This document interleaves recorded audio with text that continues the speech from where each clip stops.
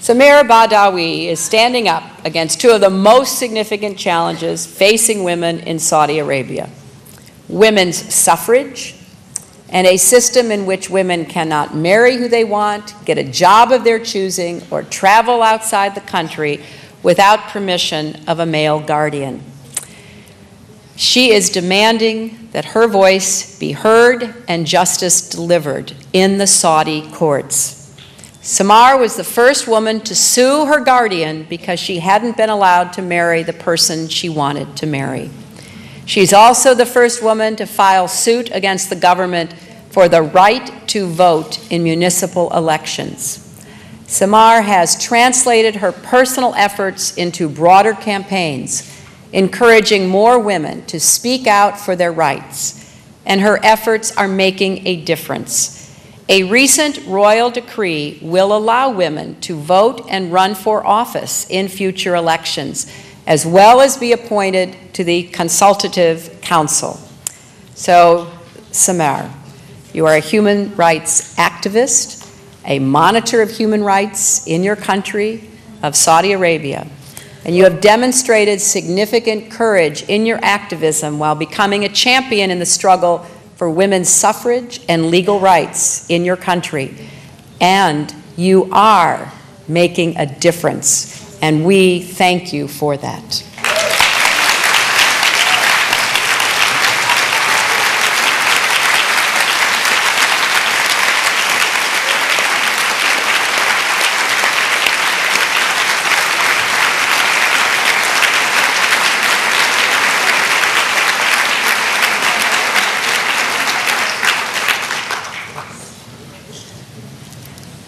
Hawa Abdallah Mohammed Salah has spent much of her life surrounded by conflict.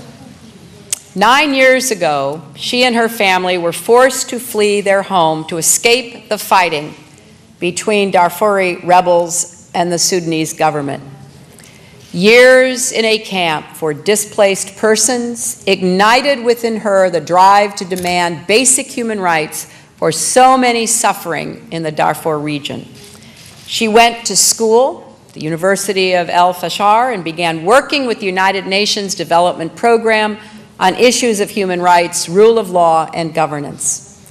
Her aim now is to continue working to strengthen the rights of women and children in Sudan.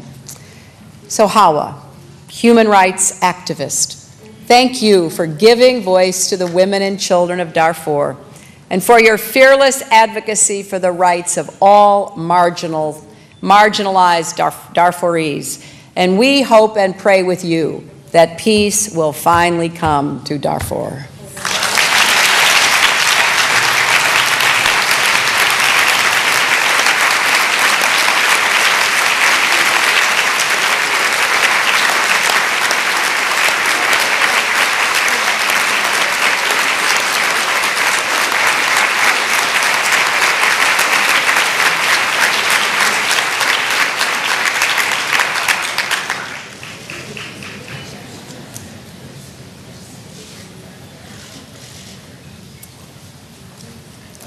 Shafak Pave has tireless passion, and she has brought that energy to work on behalf of the UN Convention on the Rights of Persons with Disabilities. Her advocacy around the world is helping to protect so many people. When she was elected last June, she became the first woman with a disability to sit in the Turkish parliament.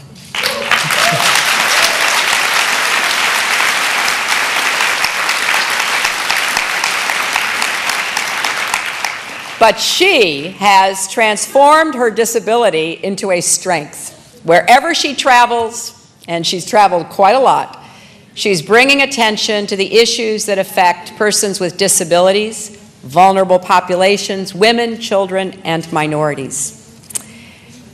I am very grateful to you, Shafak. Grateful for your advocacy, grateful for the courage it took to run for the parliament, grateful for your personal dignity and your determination, not only in overcoming physical disabilities, but in emerging as such an effective local and global champion for the rights of women, refugees, persons with disabilities, and so many others. We really honor you because you are going beyond the expectations that were set for you in your life. And by doing so, you are breaking down barriers not only for your fellow Turkish citizens, but for women and men everywhere.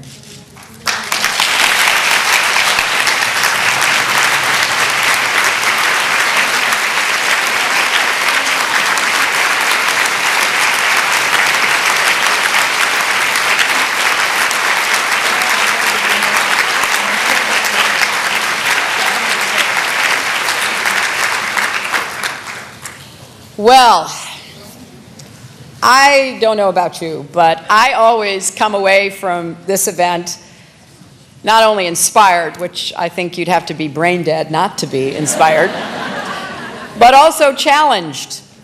Because after all, we must ask ourselves, what are we doing? What are we doing to further justice and dignity and freedom, human rights and women's rights? What more can we do? And we have different talents. We are at different stages in life, but each of us can make a contribution. And I hope that when you think about what is possible for you, you will remember these women and their stories. So we wish to congratulate our honorees, to thank our Nobel laureates, to thank Mrs. Obama for once again joining us and giving so much emphasis to the concerns and needs of women and girls here and everywhere. But I also have to say, I would hope someday, within my lifetime, to see that we no longer had to do events like this. That we no longer had to honor women for taking the actions they have taken, because we would continue advancing on the great unfinished business of human history, that women and girls are respected and are given the right to fulfill their own God-given potential. That is my hope. And that is what each of these women, in her own way, is working toward. To be accepted for who she is, to be respected for the work she does, to be a contributor to that better future that we all hope and pray for. So let's leave from today with a new resolve to do everything we can to hasten the arrival of that future. Thank you all very much.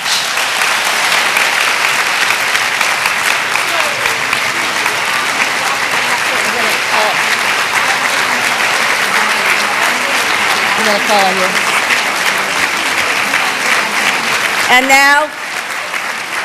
And now to say a few words on behalf of all of the women of courage, our awardee from Burma, Zin, come on up here.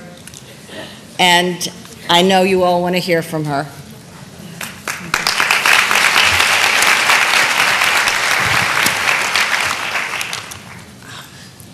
Good morning, everybody. First of all, I would like to start by thanking the Secretary of State, Mrs. Hillary Clinton, the Department of State, and we are honored to be with the First Lady, Mrs. Obama. And also, I am very pleased as I am here getting an opportunity to speak on the behalf of the Women of Courageous awardee. Though we are from different parts of the world, we meet and we came here with the same shared goal, that is to stand for justice, peace, and freedom.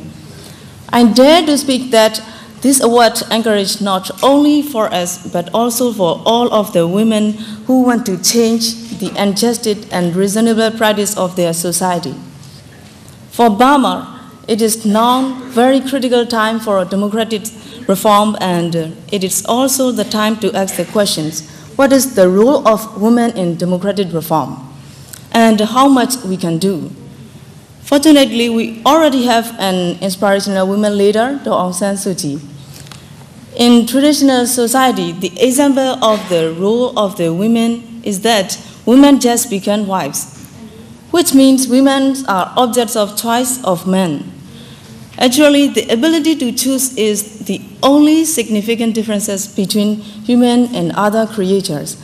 We, women, are human, and so we must choose what we want to become or what we want to have in our lives. Those women of courage are known here, and it is great pleasure for me to be a friend of them. And we are here to appreciate, to initiate the sisterhood of the future leaders. Finally, I would like to appreciate the hospitality of the United States, and I would like to appreciate the United States Embassy in Burma because of their great effort to get my passport so that I am here right now.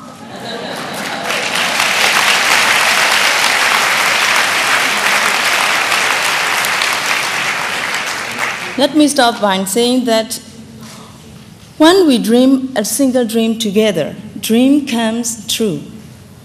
Let's dream together for our future, for the better world. Thank you.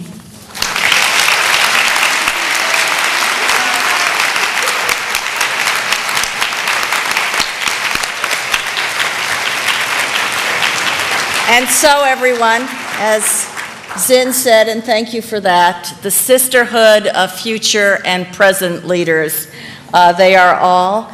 I want to thank on behalf of all of us, all of you for joining us today, and I want to thank our colleagues throughout the State Department and particularly in our embassies around the world who did so much to make this day possible. Now, if you could all just stay seated for a few moments as we take a group photo and allow the guests to leave the stage, and then you can head for the doors. Thank you all so much.